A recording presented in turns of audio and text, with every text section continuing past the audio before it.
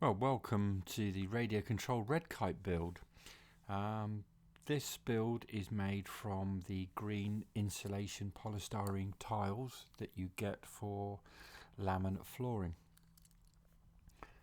All I've done is I have just sprayed that with some adhesive portrait spray, so it's sort of semi-permanent. Now this template I've made for the wing shape, all I've done is I got on the internet and you can download quite a lot of pictures, and I just came up with this sort of rough shape. Basically I just didn't want it to look like a zaggy that had got some feathers stuck to it. I wanted to have it more of a realistic shape. You can see there that I've already got marked a spar line and some potential control surfaces. So all I'm going to do now is I'm just cutting out the two bottom wing panels. This is the left hand side, the complete left hand side wingspan, and then I'm going to do one for the other side, but I'm going to do some important cutting a little bit further on, which we'll discuss. So I'm now going to actually cut the wings in half. I've done that because I thought that would make it easier to actually construct the wing, because what I'm looking to do is to add some dihedral and then some anhedral to make it a little bit more realistic. I've then cut myself a spar, which is just some hardwood that I had kicking around. You can see by that it's about 2mm by 5mm. I'm using the alphatic resin, which seems to work very well on this particular material, but I do actually introduce a glue further along in the project, which is I think even better for this type of foam. So I'm just adding the spar now, and I'm going to add the spar to all of the 4 wing panels. Little tip, make sure that you remember which is left and which is right. I'm just going to add some weight here and just to let these go off. So the next thing I've done is I've made myself some wing joiners. They're all the same angle, and the idea is that at the center section I've got dihedral, and then at the tip panel I've got some anhedral, so it gives me that lovely sort of swooped gull wing effect. But they are all, for ease, they are all the same angle, and you'll see that what I'm actually doing is I'm actually gluing those to either side of the spar because it's the same material. And what I've done is I'm actually leaving a slot in the middle, which means that I'll be able to then join all the 4 panels together when we're ready to proceed a little bit later on. You'll notice also that I've just used some of the offcuts, and what I've done is I've glued those either side of the spars just to give it some support. I actually cut a little notch either side of the wing joiners, and I don't know if it worked or not, but somehow logically the amateur engineer in me seemed to think that was going to work. But anyway, so the next thing we were going to do was I've then got the top sheet, which I've made about 20mm front and back bigger. So the idea is I've also marked where the spars and where they're going to contact, and then this is the top sheet now being added to make the full that's to make a full wing panel. So all I've done is I've just glued that, and now what I'm going to do is making sure that either edge is nice and square, because that's going to be important when we come to actually butt all the wings together. And now all I'm going to do is I'm just going to add a load of weight to these panels to make sure that they glue down properly. So this is all the weight that I used. I've got to be honest with you, I think if I was making this again, and I do have plans for an even bigger project, I think I would have actually wedged the tailing edge up to give myself a little bit more reflex. So that's something worth just considering, that when we actually get to gluing these panels, possibly I'd have lifted the trailing edge a little bit more, so that would have just given me a little bit more inherent reflex. But that's glued as a very strong wing panel, box standard. I mean, it's not even it's an insult to call it a Clark Y, I think, but I think it'll work. So with all the 4 panels made, I then joined them back together, and then I've used just a standard PVA that you can get from sort of any cheap pound shop, and I've mixed it 50-50 with water. And what I did was I would apply it to the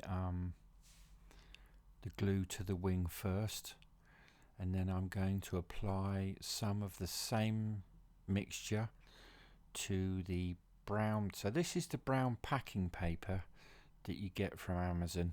I mean, you can buy cheap brown packing paper anyway. So all I did was I just covered one surface. I didn't go mad, because what happens is if you make it apply too much, the paper will tear quite easily. So just something just to be aware of.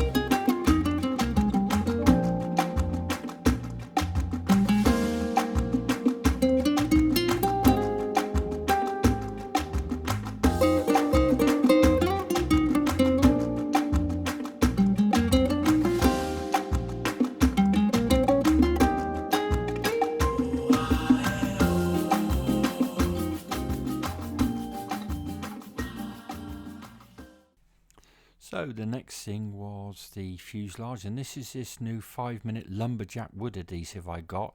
It's very similar. It's a bit like Gorilla Glue but goes off a lot quicker.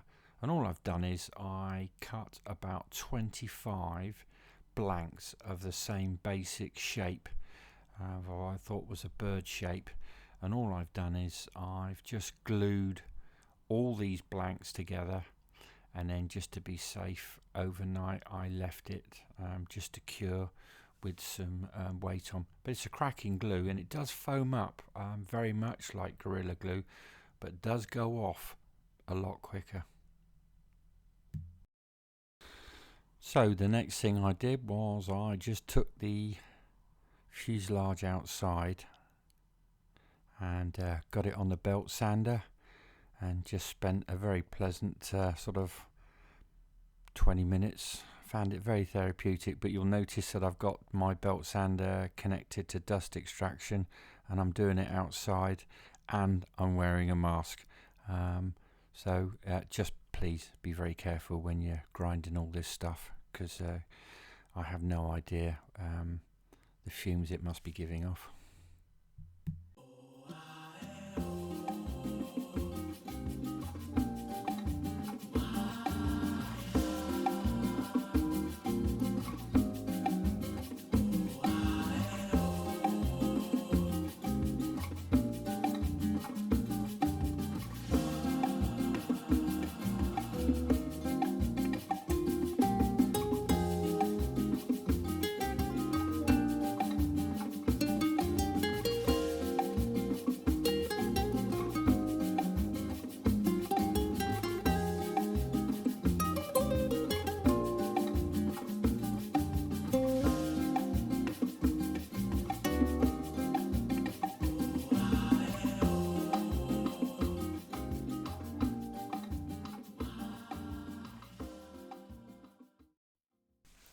Okay, so the next step is I'm going to cut myself some wing tips. This is a little foam cutter which I bought from eBay for £29. I will do a review on this because, quite frankly, it was absolutely amazing for the value of the money and comes with a lot of spare wires, and I'm really impressed with it. So I'm just slowly cutting basically some wing feathers for the tips. Having cut the basic shapes, I then had 3 parts, so 2 of the tips and then this little filler which went on the top. That was all glued together using that lovely wood glue, which gave me this shape, which I then sort of sanded to shape, and then that's then going to be added to the tip, and I then decided to cover this in PVA and brown paper as well. I then cut those little slots and fixed the ailerons and cut some holes. I'm just using bog standard Futaba 3005 standard servos, the relatively cheap ones, and just fed the wires through. A little note about the covering: it doesn't have to be super smooth, because just remember that the covering on a red kite is not super smooth. But anyway, I've just added the this wire here to feed the servo wire down through the wing. So embarrassingly, you're going to see a grown man wearing white socks and Crocs, which I know is a social faux pas. I must apologise. I coloured the basic wing in a light tanned colour underneath and a darker brown on top. I then proceeded to just blend the colours in. So when I say blend the colours in, for the top surface of the wing, I literally just felt tipped some sort of basic shapes of feathers and then used some black paint because I found that was better. And then I found myself very much like I'm doing with the tail here. I just had a picture of a red kite and then just copied what I saw, and I found a lot of time that if I used a light colour, I would just then add some brown and then just literally flick the brown into it with some sort of various sort of forward strokes, and that seemed to blend the two colours in, and that's the whole process of my painting experience, was blending. So I hope you enjoyed the video. There is a link to the flying video as well. As I say, it's all my own work, and I hope you enjoy.